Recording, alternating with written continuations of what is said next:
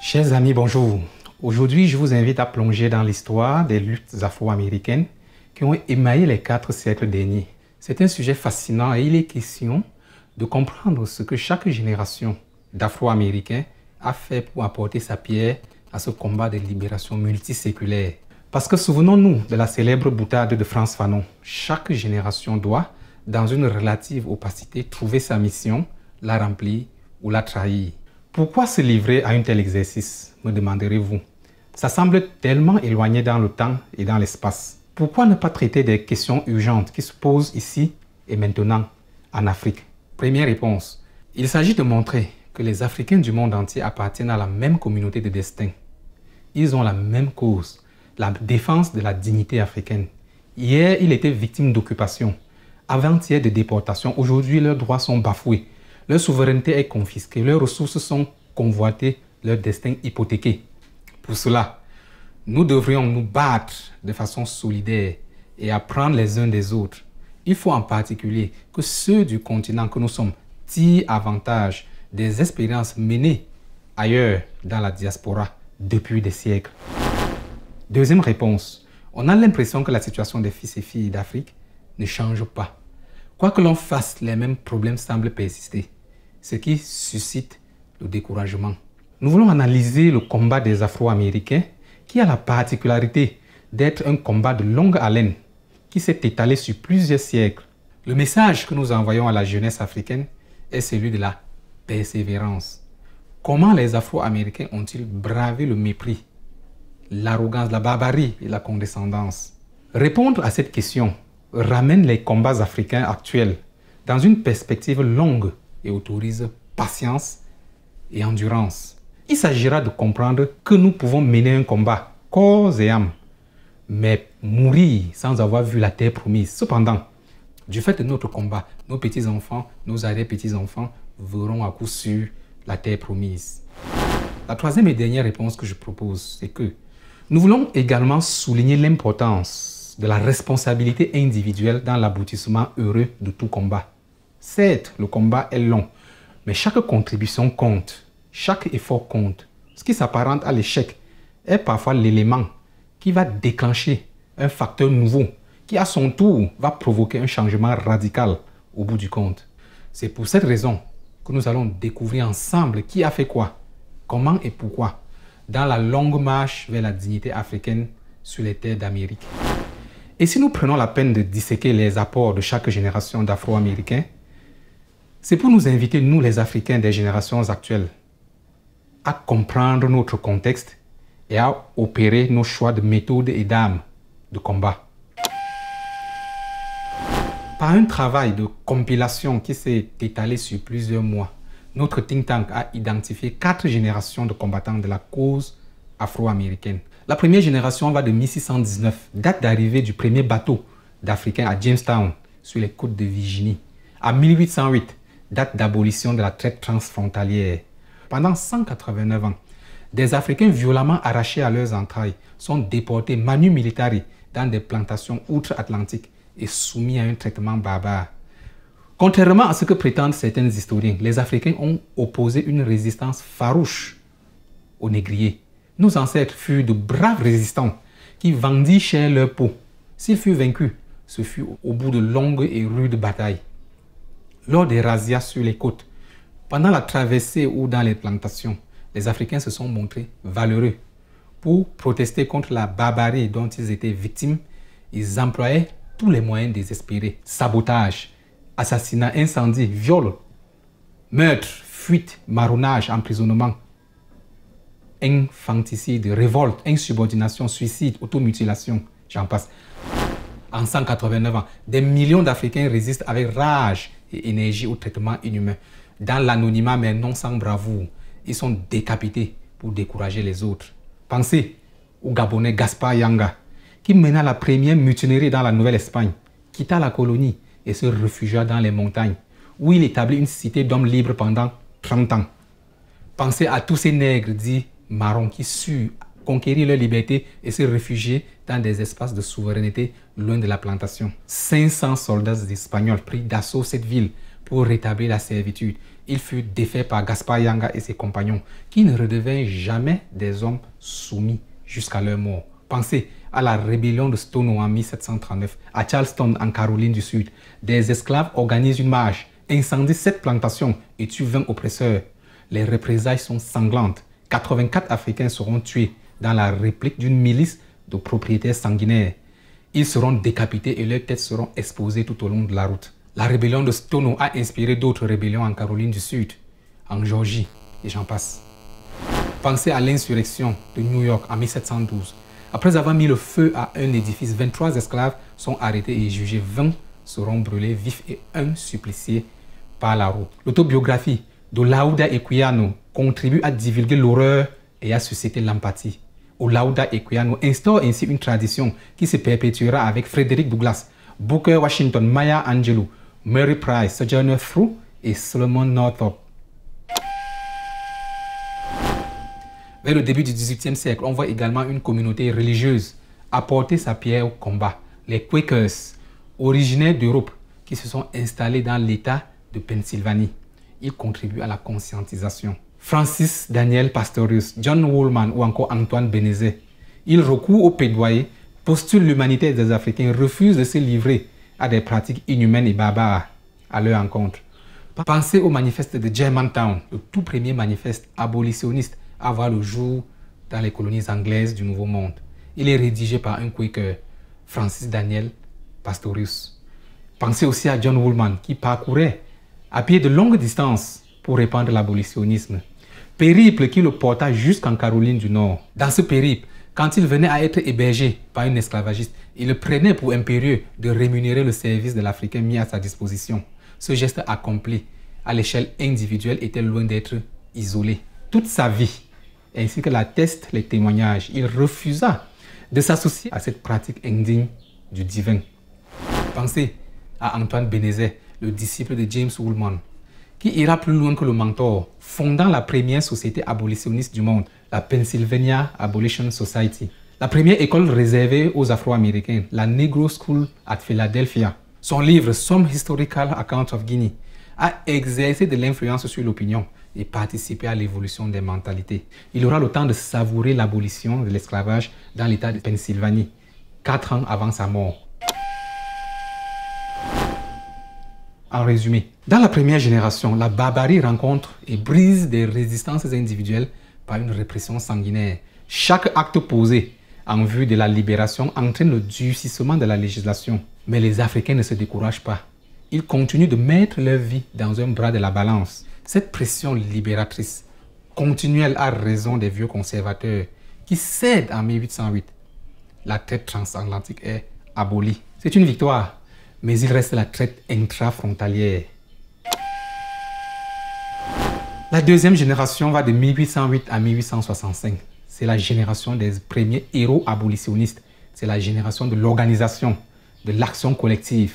L'éducation a corrodé l'esclavage et suscité des méthodes de lutte plus élaborées. Des héros tragiques émergent dans un contexte caractérisé par l'interdiction de la traite transatlantique en 1808. Le Nord, qui a parié sur la manufacture, est déjà abolitionniste, alors que le Sud reste foncièrement plantocratique. Les vieux conservateurs du Sud se nourrissent de la traite intraterritoriale et ne comptent pas délaisser le modèle économique basé sur la plantation. Et qui dit agriculture, dit main-d'œuvre.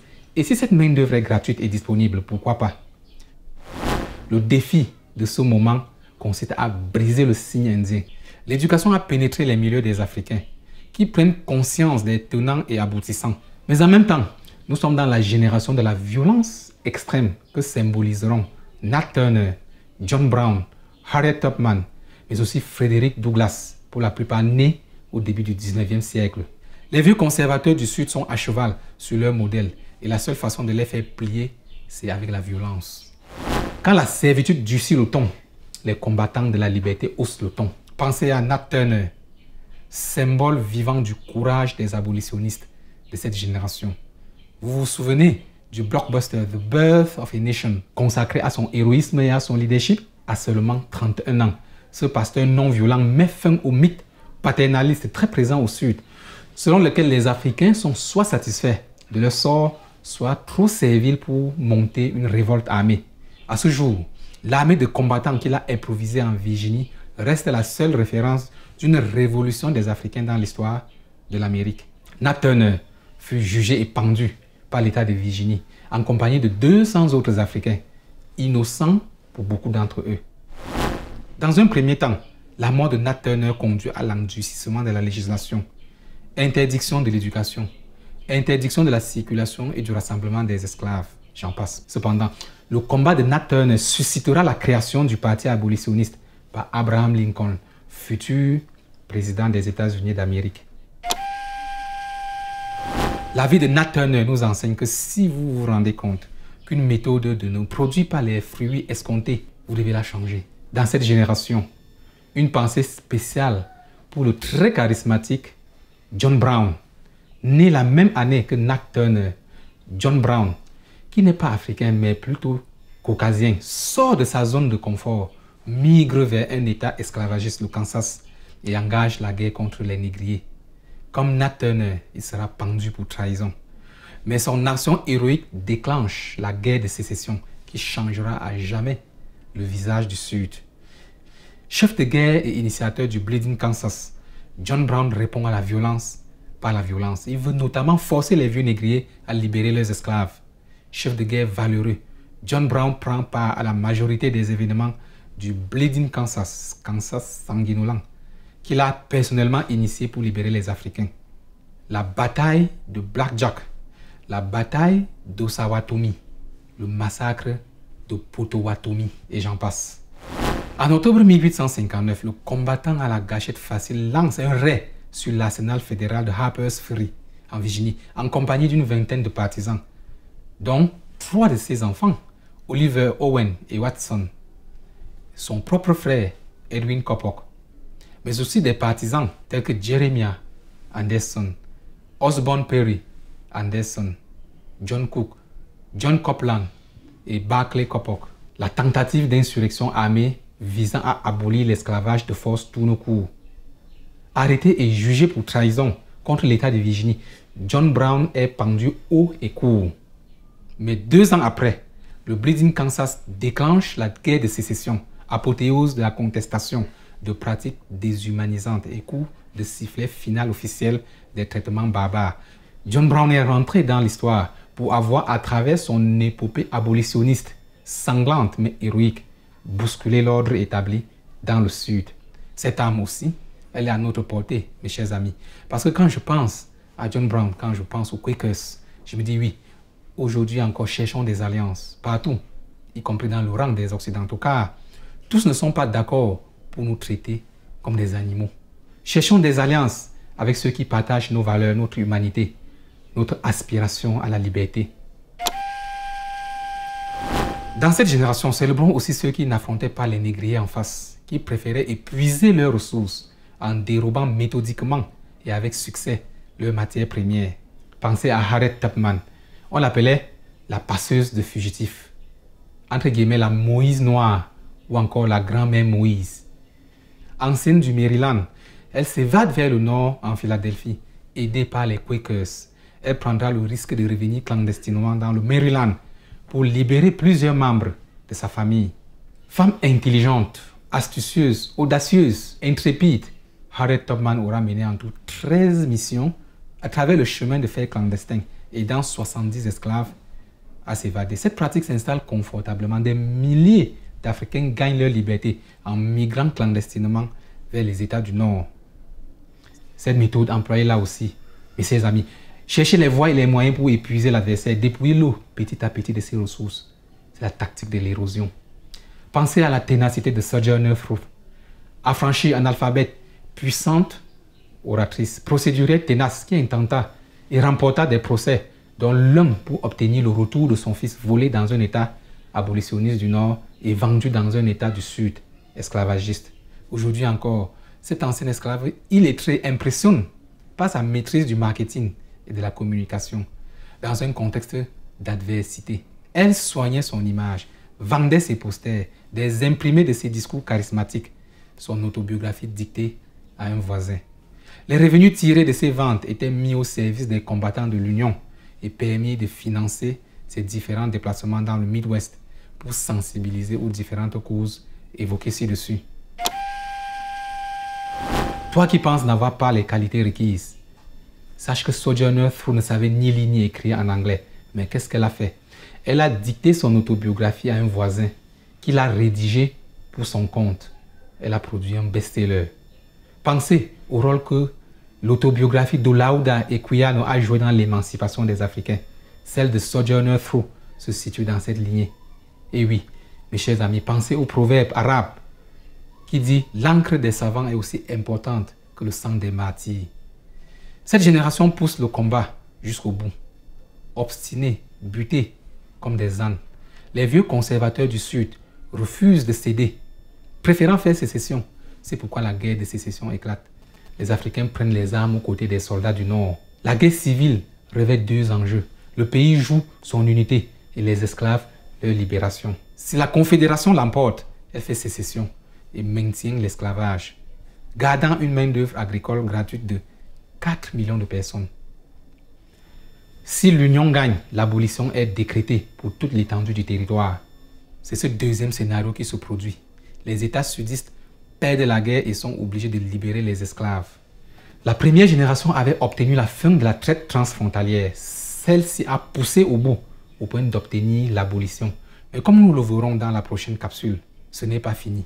Car la servitude est une hydre. Quand une tête est coupée, une autre apparaît. Mais heureusement, mes chers amis, quand une autre tête apparaît, les combattants s'adaptent. Comment se manifeste la barbarie dans le nouveau contexte? Que font les Africains pour défendre leur dignité? La réponse se trouve dans le deuxième volet de ce diptyque. D'ici là, méditons la pensée de Frantz Fanon, à savoir, chaque génération doit, dans une relative opacité, trouver sa mission, la remplir ou la trahir. Merci d'avoir été avec nous pour évoquer ce combat des Afro-Américains. Nous vous prions de vous abonner, d'activer la cloche de notification pour être informé de la parution de chaque capsule et ainsi nous aider dans cette œuvre d'éducation. C'était Maurice Simodium pour le think tank 1 puissance 55.